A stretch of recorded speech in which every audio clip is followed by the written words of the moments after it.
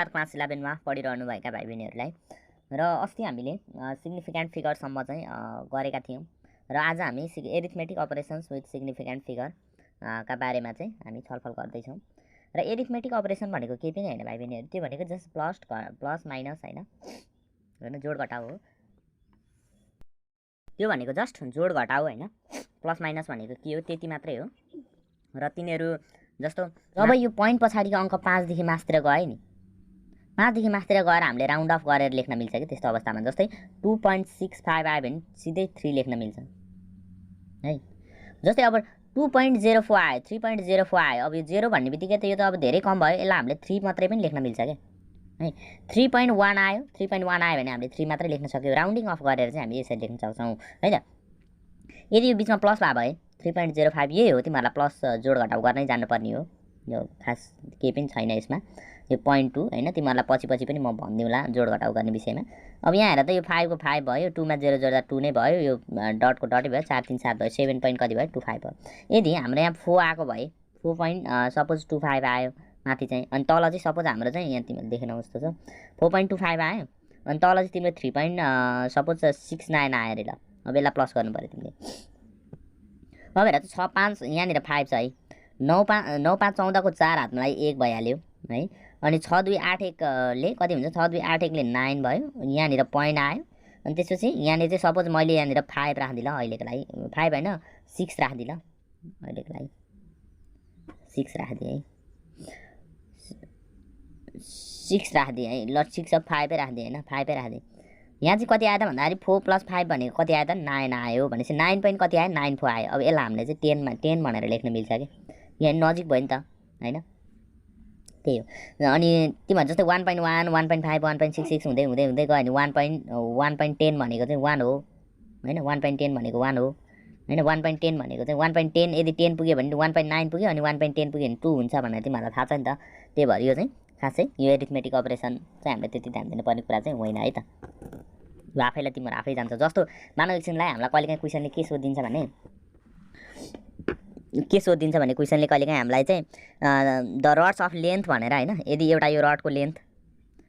Suppose यो एउटा rod छ हैन यो रड छ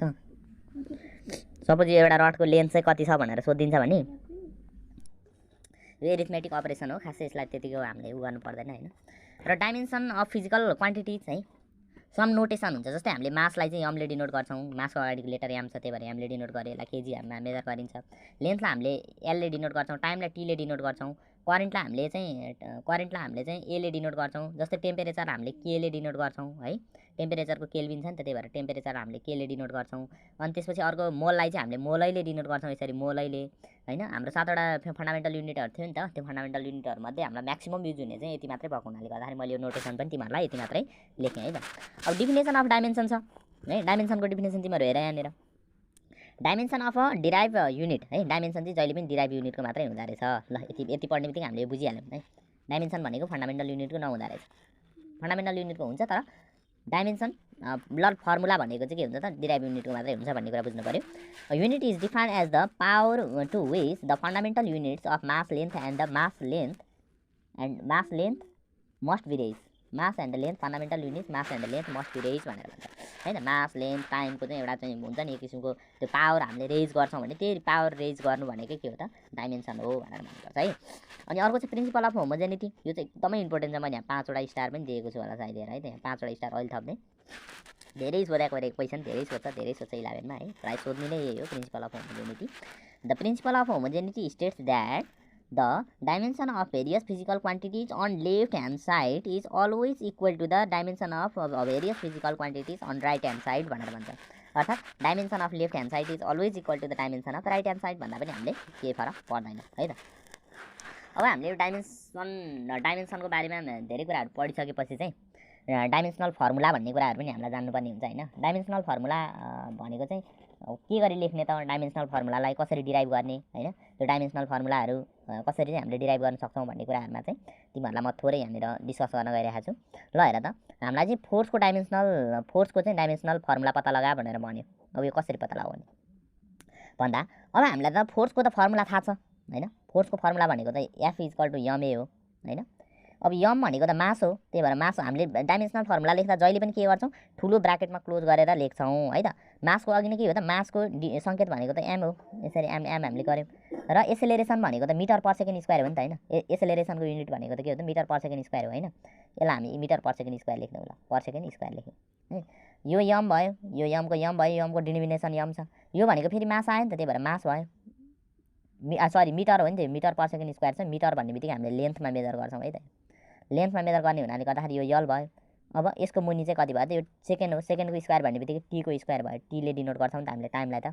टाइमलाई टीले डिनोट गर्छौँ नि त, त्यही भएर टीको स्क्वायर भयो। यसरी चाहिँ हामीले ब्राकेटमा क्लोज गर्यो र यसलाई एकै ठाउँमा लेख्नु पर्दाखेरि चाहिँ यम यल अनि यो टी माथि जाँदाखेरि टीको पावर चाहिँ -2 भएर जान्छ। तिमीहरूलाई इङ्ग्लिस त्यति पढाउनु पर्दैन होला मैले सायद। त्यसरी फोर्सको डाइमेन्सन भने चाहिँ कति भयो त, एमएलटीको पावर -2 भयो हो। यसलाई नै हामीले डाइमेन्सन भनेर भन्छ। जस्तै हामीलाई चाहिँ कहिलेकाहीँ वर्कको डाइमेन्सन निकाल भनेर भने,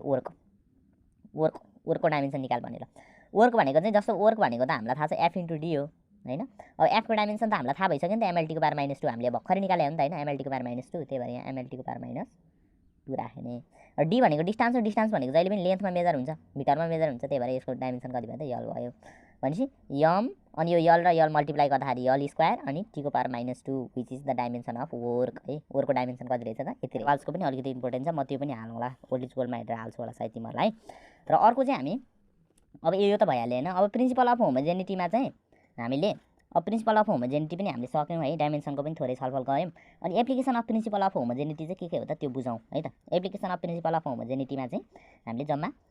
4वटा कुराहरू पढ्नुपर्छ। एउटा भनेको to convert the value of physical quantities from one, application भनेको त्यसको युज है, डाइमेन्सनल प्रिन्सिपल अफ होमोजेनिटी अर्थात् यो के अरे डाइमेन्सनल फर्मुलाको युज चाहिँ कहाँ हुन्छ त भनेर हामीले पढ्छौँ है। सबैभन्दा पहिला एकदमै इम्पोर्टेन्ट काम छ यो, to convert the physical quantities from one system to another system. जस्तै कुनै जस्तै 10⁻7 अर्गलाई चाहिँ तिमीले चाहिँ सपोज एमकेएस सिस्टममा रूपान्तरण गर्नु पऱ्यो भने के गरी गर्छौ त होइन। यो भनेको त एकदमै जान्नको लागि इन्ट्रेस्टिङ कुरा हो नि त होइन, धेरै इन्ट्रेस्टिङ खतरा खालको होइन। ओहो 10⁻7 अर्जलाई चाहिँ मैले एमकेएस सिस्टममा सिजिएस सिस्टममा कसरी लैजाने, सिजिएस सिस्टमै हो 10⁻7 अर्ज भनेको चाहिँ होइन, अर्ग भनेको चाहिँ योलाई चाहिँ मैले कसरी लाने भने अब कसरी कन्भर्ट गर्ने भन्दाखेरि त्यो फर्मुला छ, यो फर्मुला भनेको चाहिँ यही application of principle of homogeneity अर्थात् यो डाइमेन्सनल फर्मुलाकै एप्लिकेसनबाट हामीले गर्न सक्छौँ है। जस्तै तिमीले जस्तो मानौ 10⁻7 अर्जलाई चाहिँ तिमीले एमकेएस सिस्टममा रूपान्तरण गर्छौ भने त्यसलाई नै तिमीले रूपान्तरण गरेको त हो नि होइन, त्यही 10⁻7 अर्जलाई नै तिमीले रूपान्तरण गरेर चाहिँ एमकेएस सिस्टममा लगेको हुनाले गर्दाखेरि यो 10⁻7 अर्को म्याग्निट्युड त चेन्ज हुँदैन नि, जति परिमाणमा त्यो पहिला थियो पछि पनि चेन्ज गरेपछि पनि त्यति नै परिमाणमा हुन्छ, तर युनिट मात्रै फरक पर्ने त हो नि होइन र। त्यही भएर यहाँनिर मैले यहाँ एउटा रिलेसन लेखाएको छु कि इम्पोर्टेन्ट रिलेसन छ, n1 u1 = n2 u2, जहाँ n1 भनेको चाहिँ 10⁻7 होइन जति दिन्छ त्यो भनेको n1 हो, u1 = n2 u2 है, n1 u1 = n2 u2 है, जहाँ u1 भनेको चाहिँ हाम्रो m1 को पावर ए, l1 को पावर बी र t1 को पावर सी छ, n2 यो l2 u2 भनेको चाहिँ हाम्रो n2 यति छ। र हामीलाई जुन पत्ता लगा भने जस्तो n1 n2 दिएर कहिलेकाहीँ n1 पत्ता लगा भन्छ, अनि कहिलेकाहीँ n2 नदिएर चाहिँ n1 पत्ता लगा भन्छ, n1 नदिएर n2 पत्ता लगा भन्छ। n2 = चाहिँ फर्मुला यसरी हामीले डिराइभ गर्न सक्छौँ, इन्टु n1 हो है यो। यसरी यो फर्मुला धेरै नै इम्पोर्टेन्ट छ, बिबिआई छ है, धेरै इम्पोर्टेन्ट छ, 4 मार्क्सको क्वेसन सोध्छ यहाँबाट तिमीहरू, यो धेरै नै इम्पोर्टेन्ट छ है। अब to check the dimensional correctness of physical quantities होइन, फिजिकल रिलेसनहरूको डाइमेन्सनल करेक्टनेस पनि चेक गर्न कसरी चेक गरिन्छ म यो आउँदो लेक्चरमा हाल्छु तिमीहरूलाई। अनि to derive the relationship between the various physical क्वान्टिटिजहरूको रिलेसनहरू डिराइभ गर्न, जस्तो time period of simple pendulum भनेको t = 2π/√L/g होइन, कोनिकल पेन्डुलमहरू स्टोक्स फर्मुलाहरूको चाहिँ करेक्टनेस गर्ने, जस्तो अब हाम्रो चाहिँ क्यापिलरी ट्युबको फर्मुला कति छ तिम्रो, h = 2t cos θ/ρRg वाला फर्मुलाहरूको चाहिँ करेक्टनेसहरू गर्ने होइन, अर्बिटल भेलोसिटी gm/ चाहिँ सपोज 2gm/r² वाला चाहिँ त्यो गर्ने होइन, r²/2gm वाला गर्ने, त्यो एकदमै इम्पोर्टेन्ट क्वेसनहरू पनि म लिएर आउँछु। अनि अर्को कुरा तिमीहरूलाई म के पनि भन्न चाहन्छु भने भाइ बहिनीहरू, तिमीहरू चाहिँ तिमीहरूको लागि चाहिँ म अन्तिममा जहिले पनि यो लेक्चर सकिने बित्तिकै होइन, यो हाम्रो फर्स्ट टपिक सकिने बित्तिकै म तिमीहरूलाई चाहिँ एउटा इक्जामको लागि छुट्टै पेपर बनाएको हुन्छु र त्यो इक्जामको पेपर चाहिँ तिमीहरूले त्यसको इक्जाम तिमीहरूले देऊ होइन, दिएर तिमीहरूले चाहिँ अब मलाई उसमा के अरे मेसेन्जरहरूमा अनि फेसबुक मेसेन्जरहरूमा तिमीहरूले लेखेको एन्सरहरू हाल र त्यसलाई पनि म चेक गरेर तिमीहरूको सम्पूर्णको नम्बर चाहिँ म दिन्छु होइन। त्यही गर्छु कि म क्वेसन हालिदिन्छु यहाँनिर युट्युबमा म क्वेसन हालिदिन्छु तिमीहरूलाई अनि त्यो क्वेसन चाहिँ तिमीहरूले सल्भ गर अनि सल्भ गरेर मलाई चाहिँ इन्स्टाग्राममा पठाइने भयो व्हाट्सएपमा पठाइने भयो फेसबुकमा पठाइने भयो म त्यसको सम्पूर्ण लिङ्कहरू चाहिँ म यहाँ डिस्क्रिप्सन बक्समा राखिदिन्छु है तिमीहरूलाई अनि त्यो राख अनि म चेक गरेर चाहिँ तिमीहरू सबैको एकको नम्बरहरू म सुनाउँछु है त्यो एकदमै राम्रो बेस्ट उपाय हो हरेक च्याप्टर सकिने बित्तिकै म त्यो गर्छु है तिमीहरूलाई अनि अर्को कुरा भनेको चाहिँ टु फाइन्ड द यहाँनिर छ लास्टमा होइन to find the dimensions of the given constant होइन गिभन कन्स्ट्यान्टको डाइमेन्सनहरू पत्ता लगाउन पनि त्यो गरिन्छ र आजको लेक्चर चाहिँ यति नै भएको छ है अनि यसमा चाहिँ अब तिमीहरूलाई अर्को बार चाहिँ म एकदम यस्तो एक्सर्साइजहरू गराउन चाहन्छु सायद हामीले उसमा पढ्नुपर्ने कुरा नै यति नै हो है फर्स्ट टपिकमा फर्स्ट च्याप्टरमा पढ्नुपर्ने कुरा यति नै हो र पछि चाहिँ हामी एक्सर्साइजहरू एकदम दमदार क्वेसनहरू इम्पोर्टेन्ट क्वेसनहरू लिएर आउँछौँ र त्यो क्वेसनहरू एकदमै कन्सेप्चुअली होइन रियल लाइफमा नै रिलेटेड गरेर चाहिँ हामी त्यो क्वेसनहरूलाई पढ्छौँ है त्यो क्वेसनहरूलाई फिल गरेर हामी पढ्छौँ त्यही भएर तिमीहरू केही पनि धर्म नमान चिन्ता नमान अहिलेदेखि नै सुरु गर्नुपर्छ सुरु गर्ने मान्छेले अहिलेदेखि नै गर्छ है ल ठिक छ है।